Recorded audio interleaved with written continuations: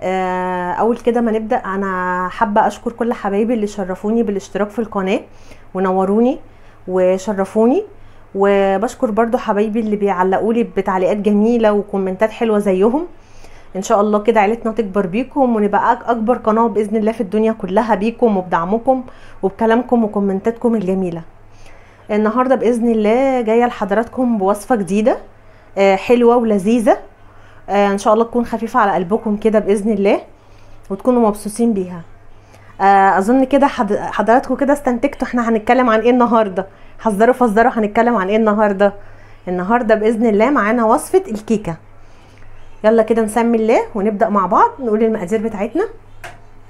معانا 3 بيضات، ومعانا كوباية الا ربع زيت، ومعانا كوباية لبن، ومعانا كوباية سكر، ومعانا فانيليا، ومعانا هنا في البولة هنا معانا 2.5 كوباية دقيق، عليهم باكو بيكنج باودر مع ذرة ملح هنا في البولة معانا.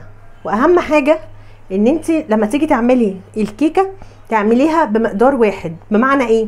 بمعنى ان احنا معانا المج ده المج المعياري بتاعنا، يبقى كل الحاجة بتاعتك انت معايراها بالمج ده. انا معايره بيه معاكم 2.5 كوباية دقيق بالمج ده، وطبعا زي ما هتحطي السكر اللبن الزيت كله بنفس الكوبايه عشان تطلع معاكي مقاديرك مظبوطه، وتطلع الكيكه معاكي هشه وخفيفه وجميله وتحفه. ومعانا الفواكه المجففه دي، انا العلبه دي كنت جايباها عملت بيها قبل كده كيكايه، ودي تاني مره استعملها، يعني هتجيبيها هتكفي معاكي مرتين. انا حبيت اوريها لكم قبل ما اضيفها على الخليط بتاعي. هنبدأ كده نسمي الله ونفضي معانا العلبة.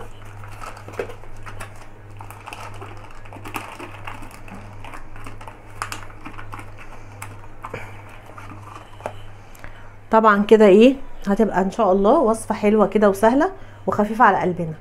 دلوقتي هنبدأ حبايبي، هنحط المكونات بتاعتنا، المكونات في الخلاط. هنسمي الله كده ونبدأ. هنبدأ كده الأول هنحط ال3 بيضات. هنقول بسم الله كده،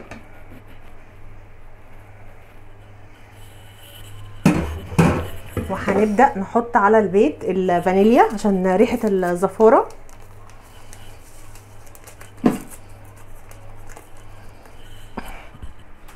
وهنبدأ نحط شويه خل صغيرين بما يعادل معلقه خل صغيره. طبعا كلكم هتستغربوا، هتقولي خل عشان يضيع زفاره البيض ويدي الكيكه هشاشان ويديها اللون الفاتح الحلو ده. وهنبدا نحط السكر، كوبايه السكر، هننزل كده بكوبايه السكر. وهنبدا بقى حبيباتي ننزل بقيه كل المكونات هنا. هنعمل الخليط السائل بتاع المكونات. طبعا انا هحط بقيه المكونات في الخلاط وهنضرب، بس عشان الصوت ما يزعجش حضراتكم فانا هضرب في الخلاط وهنرجع مع حضراتكم تاني.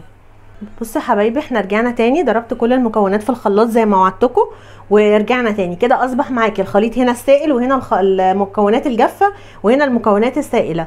المكونات السائله انا هفكرك بيهم اللي انا ضربتهم في الخلاط. معانا هنا 3 بيضات في الخلاط، معاهم 3 بيضات، معاهم باكو فانيليا، معاهم كوبايه سكر، معاهم كوبايه الا ربع زيت، معاهم كوبايه لبن. كل ده ضربناه في الخلاط، فاصبح معاهم معلقه الخل الصغيره زي ما قلت لك، بتدي طراوه وبتدي هشاشه للكيك وبتمنع زفاره البيض، برده بتساعد مع الفانيليا. اصبح معاكي هنا المكونات السائله. وافكركم هنا حبيباتي معانا هنا 2.5 كوباية دقيق مع باكو بيكنج باودر مع الفواكه المجففه اللي انا وريتها لكم. بتتجاب من اي سوبر ماركت، هتلاقيها متوفره في السوبر ماركت الكبيره، اي سوبر ماركت كبير هتلاقيها عنده. ماشي، يلا نسمي الله كده ونبدا ننزل المكونات السائله على مكوناتنا الجافه. بسم الله.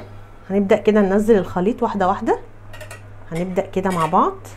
واهم حاجه وانت بتقلبي الكيك في اتجاه واحد، تمسكي المضرب الحلو بتاعك كده وفي اتجاه واحد، تمشي كده في اتجاه واحد مع التقليب. طبعا هتبقى حاجه لذيذه وخفيفه وتنفع معاكي وجبه فطار لاولادك مع الشاي بلبن، او مع لبن دافي لاولادك، او تنفع معاهم وجبه سناك كده خفيفه، او وجبه عشاء خفيفه لاولادك. تبقى حاجه كويسه وفي البيت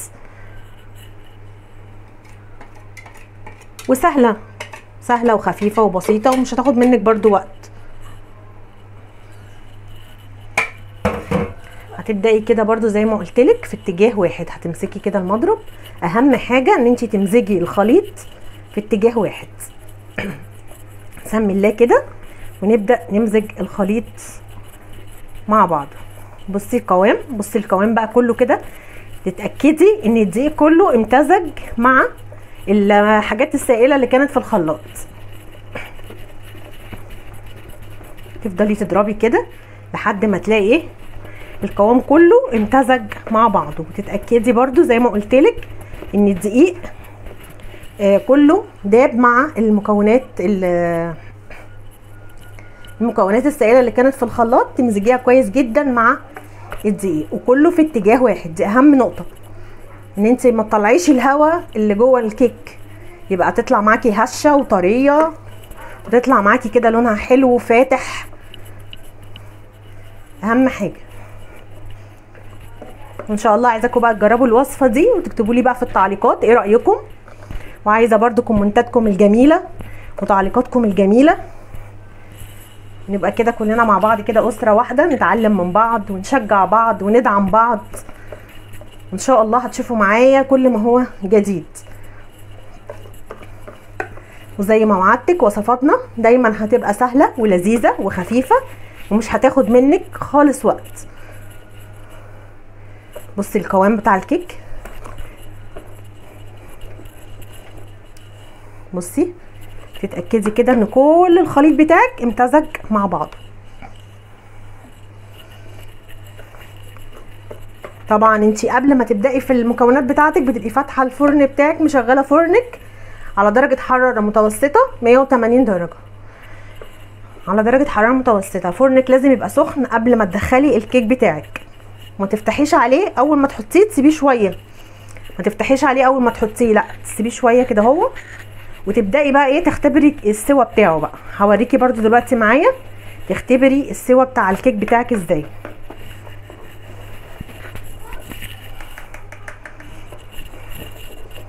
بصي كله في اتجاه واحد. دي اهم نقطه علشان الكيك بتاعك يطلع هش وخفيف. طبعا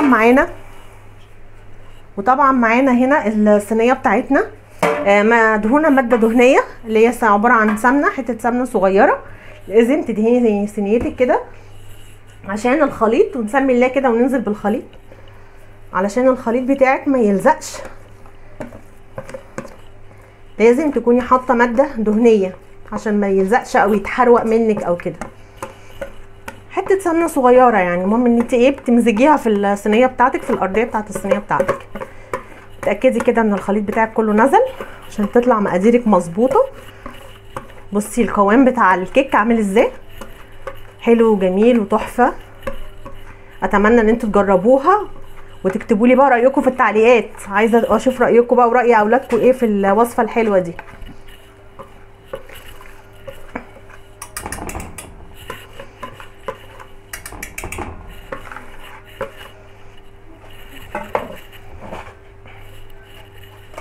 تبداي تعملي في صينيتك كده اهو. تتاكدي ان الخليط كله امتزج كده في الصينيه بتاعتك كده.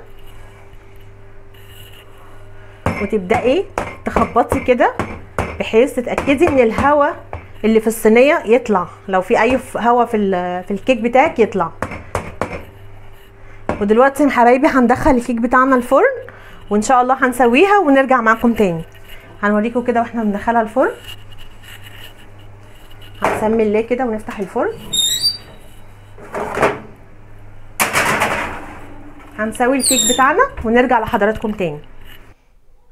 ودلوقتي يا حبايبي هنشوف كده الكيكه بتاعتنا استوت ولا لا، وهنفتح الفرن مع بعض. هنبدا نفتح الفرن كده مع بعض عشان نشوف السوا بتاع الكيك بتاعنا. هنبدا كده. هعلمك بقى حبيبتي ان انت تعرفي الكيكه بتاعتك استوت ولا لسه. دلوقتي هنمسك السكين كده وهتبداي تضغطي كده بالسكينه. لو طلعت السكينه نظيفه كده زي ما طالعه معايا اعرفي ان الكيكه بتاعتك الحمد لله استوت. لو طلعت السكينه فيها عجين يبقى لسه الكيك بتاعك عايز ايه اهو. بصي كده طالعه معانا ايه زي الفل، تعرفي ان الكيك بتاعك استوى.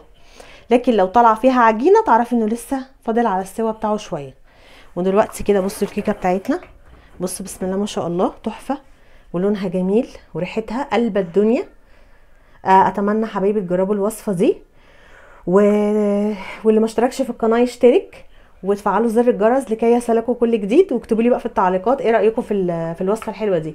دلوقتي حبايبي هقطع الكيكه وارجع لكم تاني. بصوا حبايبي احنا قطعنا الكيكه مع بعض اهو، وبصوا بقى الجمال، وبصوا اللون، وبصوا الطراوه بتاعتها. بصي بقى معلقه الخل اللي احنا حطيناها عملت طراوه وعملت اللون فاتح ازاي. بصي الكيكه معانا هشه وطريه اسفنجيه ازاي. بصي وادي الفواكه المجففه، شايفه الفواكه المجففه اللي احنا حطيناها على الدقيق عطت شكل وبتدي طعم تحفه والاطفال بيحبوها. بصي الجمال. عايزاكي بقى تجربي الوصفه بتاعتي دي وتكتبوا لي رايكم في الكومنتات، وان شاء الله كده تعجبكم وتعجب اولادكم وتعجب اسرتكم كلها. واللي ما اشتركش بقى في القناه يشترك ويفعل زر الجرس عشان يصل كل جديد مننا. وان شاء الله كده تشوفوا وصفات احسن واحسن واحسن باذن الله. وشكرا لحسن استماعكم، وشكرا للي اشترك معايا في القناه، واشوفكم ان شاء الله في وصفه جديده. والسلام عليكم ورحمه الله وبركاته.